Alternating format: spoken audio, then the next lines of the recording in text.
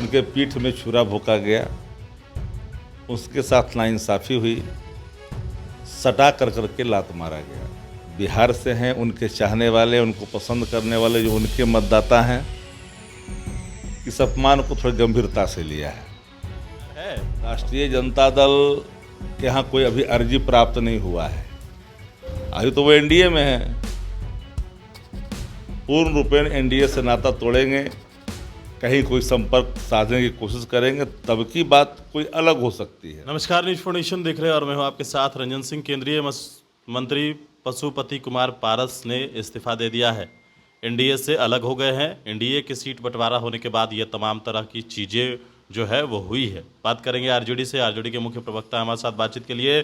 पशुपति पारस ने इस्तीफा दे दिया, अब क्या आपके पार्टी में शामिल होंगे क्या पारस?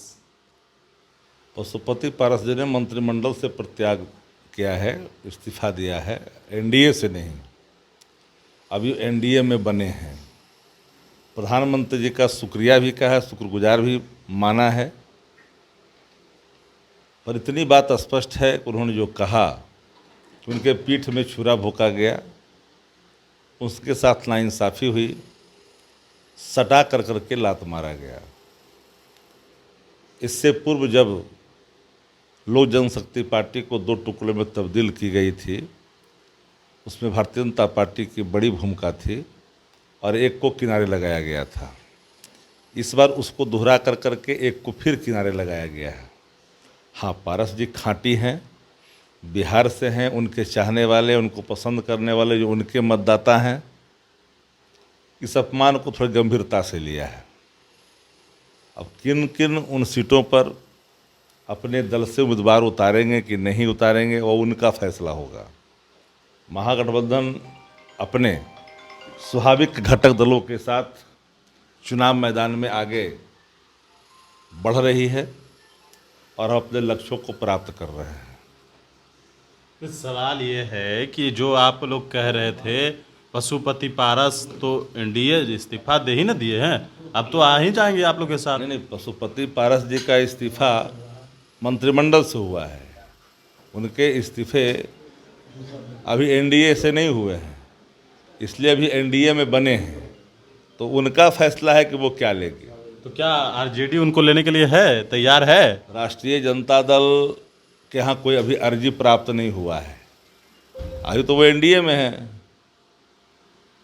पूर्ण रूपेण एनडीए से नाता तोड़ेंगे, कहीं कोई संपर्क साधने की कोशिश करेंगे, तब की बात कोई अलग हो सकती है।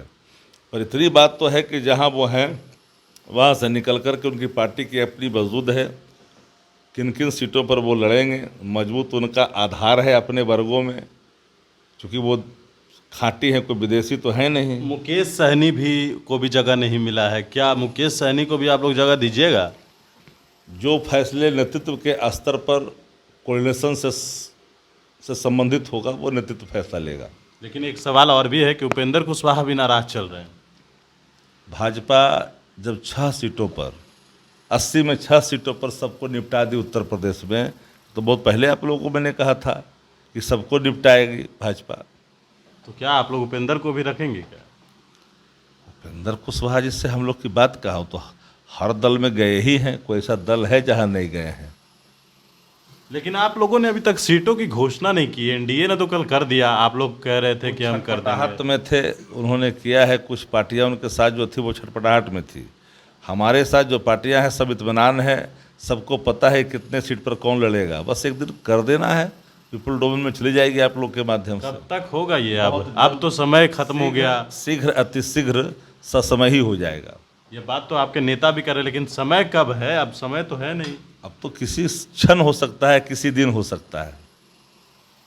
चलिए, बिल्कुल। तो हमारे साथ राष्ट्रीय जनता दल के मुख्य प्रवक्ता शक्ति सिंह यादव थे। किसी क्षण भी आरजेडी की सीटों की घोषणा हो सकती है, यानी महागठबंधन जो है ऐलान कर सकता है। लेकिन पशुपति पारस और मुकेश सहनी और उपेंद्र कुशवाहा भी नाराज चल रहे हैं। तमाम सवालों का जवाब आपने सुना है आरजेडी का। न्यूज फॉर नेशन के साथ नमस्कार।